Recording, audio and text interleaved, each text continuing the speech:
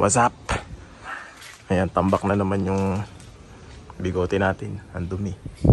Anyway, for today's video, ayan, si Chen. Magpapa 3-step detail daw siya dito sa auto niya kasi masyado ng maraming ano to eh, mga watermarks.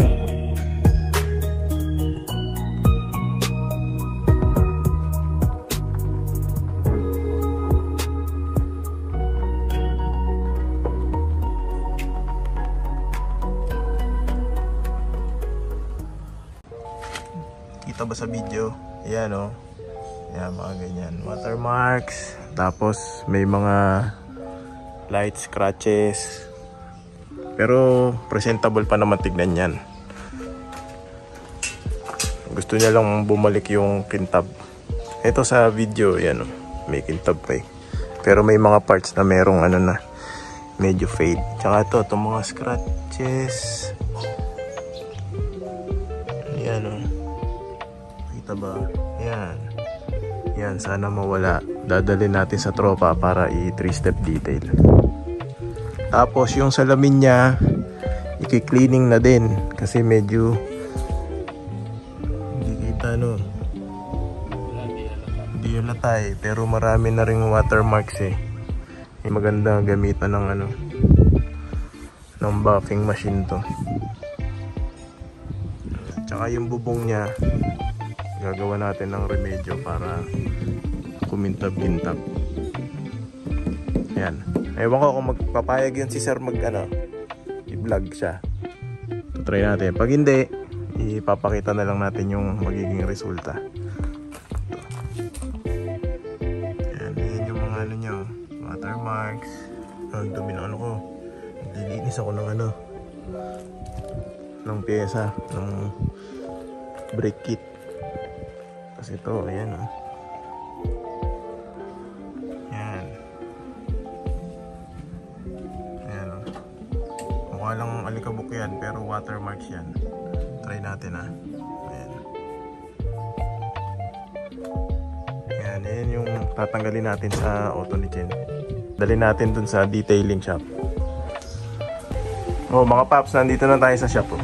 Secret shop to, secret. Ayan. Ayaw rin magpakita ng magbabab kasi mahihain eh. Parang kami. Oh, papi, ano gagawin dyan? 3-step detailing. 3-step. Paano ba yun pag 3-step? Una natin gagawin, car wash muna para matanggal yung mga waxes. Tapos, step 1 natin. After ng step 1 natin, car wash ulit para yung mga alikabok na galing sa step 1 matanggal natin. Then proceed ng step 2. Then polish na yung step 3. Tapos sundutan natin ng coating yung ibabaw ng bubong para bumalik yung kintab. Medyo na fade yung coating, yung top coat eh. Para balik kintab. Yung top. Yung ano yung ipapahid mo? Parang ano? Glass coat? Parang glass coating yun. Na pag natuyo siya, nagiging permanent na siyang layer of glass na category ng parang top coat. Pero bubong lang tayo no? Bubong lang yung gaganunin. Kasi itong ano, 83 steps lang natin tayo.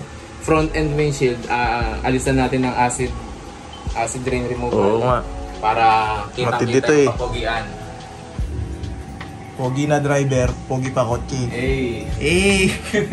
Baka chin-chin yan. Saan ba? Hindi kita dito eh. Pero ayan. Tatanggalin namin yan ha. Mga ilang araw ang process nito, brother? Sir. Monday, pwede na to. Sige, titignan natin yung ano. Tignan, ano na lang namin. Popost ko na lang kung may before and after. Pero yan yung before. Medyo makintab ba kasi sa video. Tignan. Nakawax kasi. Pero titignan natin kung madi-differentiate natin. O yan. Alright. Ang ganda rin yung ikay niya ni Papi oh. Mahihain lang eh. Pero kilala niya yan. Kilala yan ng mga kilala siya. Yan mga malalalim, hindi naman mawawala na yan eh. Ninipis. Yun ang mahirap alinis. Ayan yung mga tatry natin tanggalin, yung mga maliliit na gasgas. Ayan. Secret shop. Ayan yung mga watermarks. Ayan, kita na, kita. Oh, balikan natin after 3 days. Ano magiging itsura niyan? Mga boss, what's up? Yan, dumi. Pakarwash tayo, tapos bisitahin natin yung ano, yung tini 3 step na kotse ni Chen Chen. Nakausap ko si boss, secret detailer. Sabi niya natapos niya na raw yung first step, so mag-i-start na raw siya ng second step. Yun. Medyo madami daw watermarks yung kay Chen, kaya medyo natagalan talaga. Yan, bisitahin natin after ng car wash. Yun o, itong sasakyan pala after nung reduction starter, ito mga 2 linggo ko nang di nagagamit. Yan, 1 click pa rin. So, ayos, reduction starter for the win. What's up? Yan, bago magpa-car wash, nakadaan tayo dito sa Inco. Makabili tayo ng naka-promo tong ano nila eh, yung blower. Tapos itong vacuum. Hindi to sponsored ah. Yan. 2.5. Pwede na, di ba? Pang tuyo-tuyo ng kotse pag nagka-car wash, tsaka pang vacuum. Alright, tara car wash.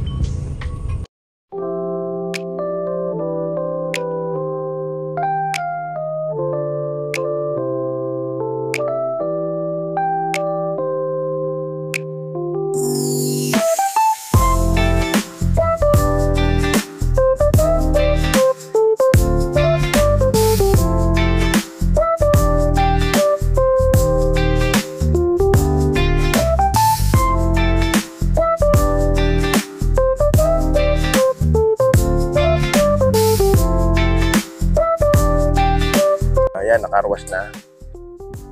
Twinning tayo ng EK, isang SIR body, tsaka yung sa akin. O yan, o. Ito yan. Dito na tayo sa secret shop. Papi! Ayan na yung kotse nito. Oh, kitab.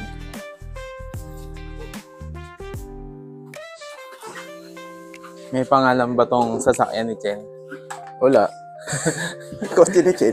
Kotse ni Chen. O, ano ka na dyan? Nakamay ka na dyan. Kaya kahit magkalayo tayo, dinig ka dyan. Papangalanan ba kita? Hindi, secret shop ka eh. Wag, secret lang. Oo, ayan. Tropa. Pintab na. Ito na yun na ano, no? Yung sa driver side na yung ang na step 2. Step 2. Bali, ano sir, para mabigyan ng briefing. Una kasi nagkaroon siya ng, lumabas yung swirl mark niya nung nahugasan natin siya ng maigi, proper wash. Oh.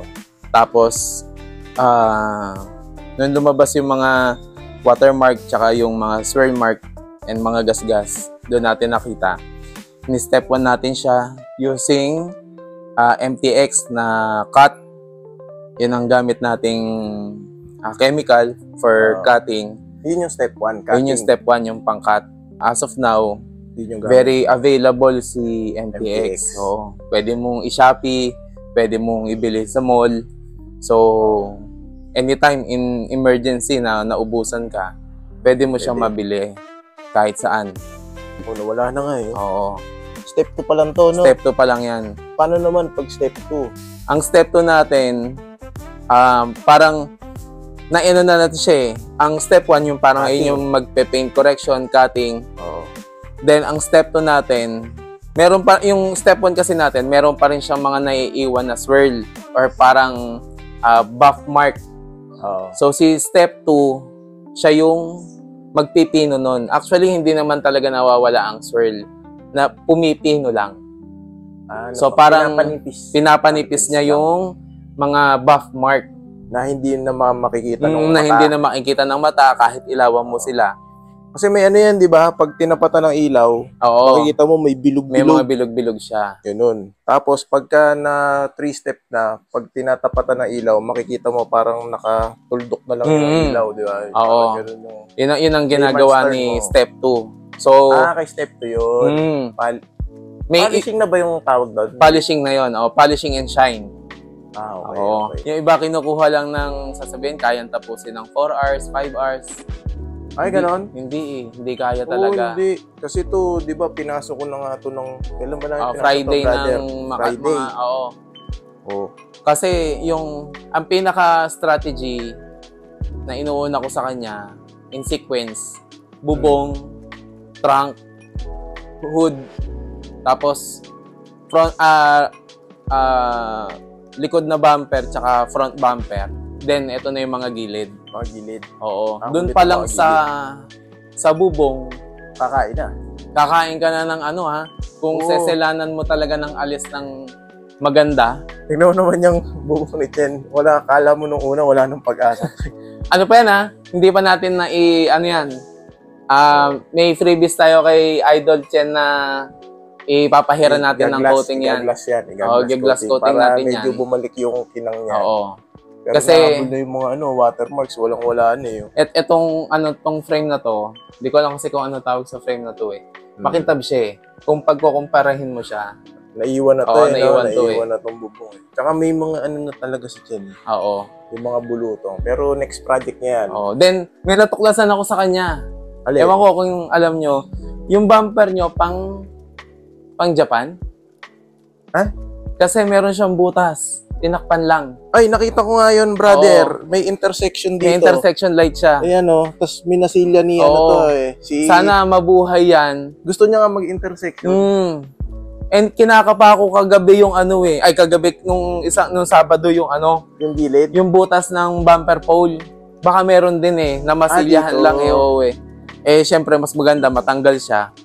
Para dun sa makita mo yung mga marka, sa marka sa loob talaga. May bumper pala na Oo. meron talagang cut. Yun yung katulad nun sa akin. Yan. Yan.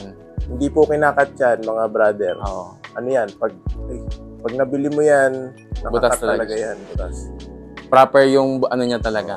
Full Saka tong bumper pole, kung mapapansin nyo, nasa driver side sa Driver Pilipinas. Pero pag sa Japan yan, passenger side yan. Kasi nandito yung driver, banda.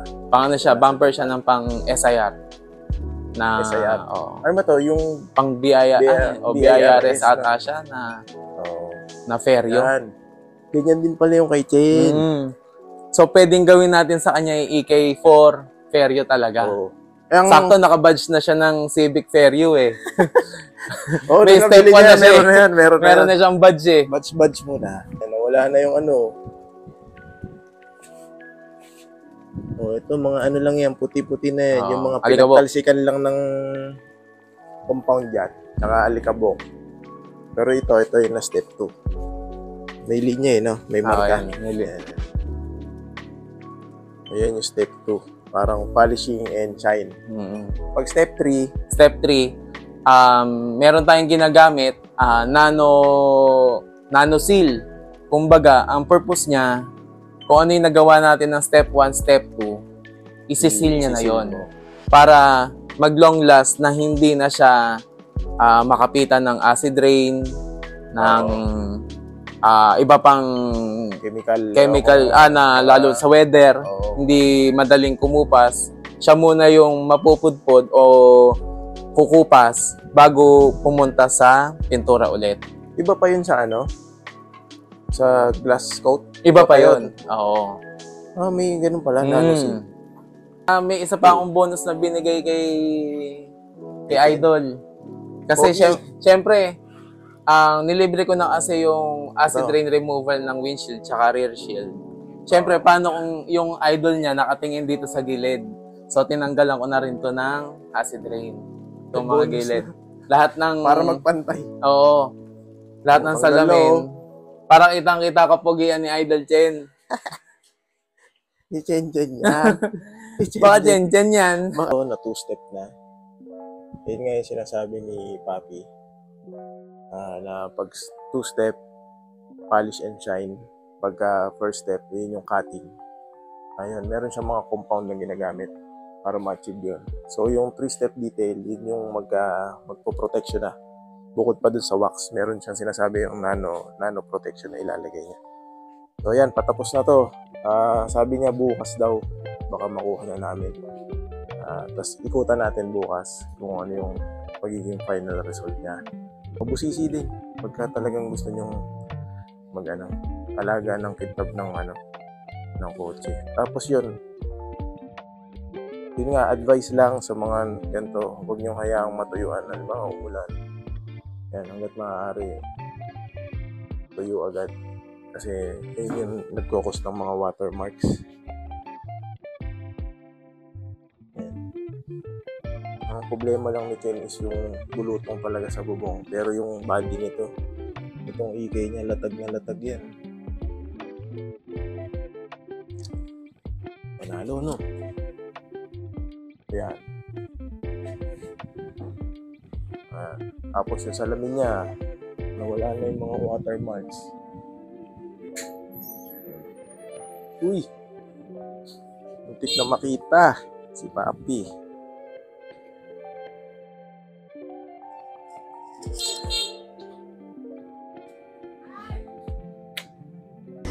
Mga Paps, good morning. So this is the day i-release na yung kotse ni Chen sa detailing shop. Yan. Ayan, puntahan natin. Tingnan natin kung ma-review natin yung sasakyan niya, yung after results. Mga boss, ito na oh. Tapos na. O yan, sa dilim. Mamaya, i-quick review natin pagka nandun na sa may arawan. 3-step, secret shop. Secret shop. Ito, mga watermarks. Mas makikita ba ito sa liwanag mamaya na nawala? Nawala. Pero dito wala no. Oo. Yan yung ko kasi, nung unang video ko, pinakita ko dito lahat ng watermarks. Na nawala na. Masaya na naman si Chen Chen. Baka Chen Chen yan. Yun, shout out kay Papi. Pwede ko ba sabihin Tres? Hindi ko na makikilala nun eh. Ayan, salamat. Ang ganda ng kinalabasan. Mga Paps, so ito na sa araw yung kay Chen. Ayan, walang filter na yan. Anong masasabi mo? Okay? Ayos. Suabe. Salamat Papi Tres sa isang napakagandang servisyo sa bigote ni Chen Chen. Kita nyo naman yung tapat ng araw na yan.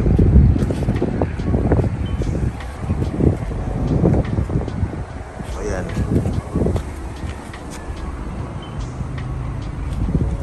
Galing.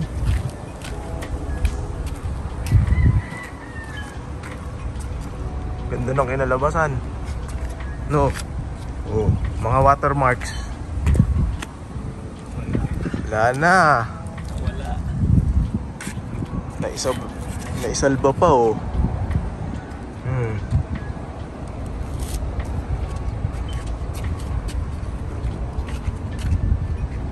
Oh yan. Maganda. Gawin na lang natin ng montage yan. Okay, montage.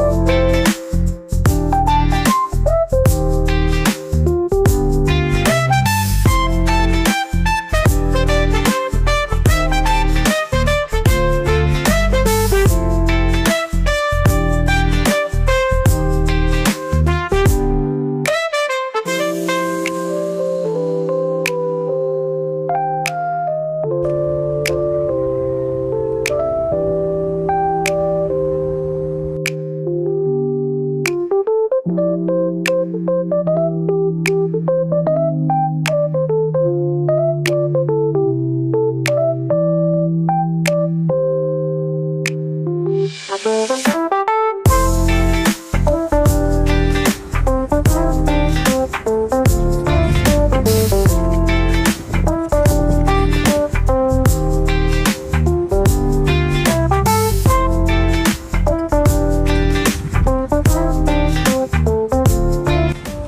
bless po sa ating lahat at lagi po tayong mag-iingat. Peace.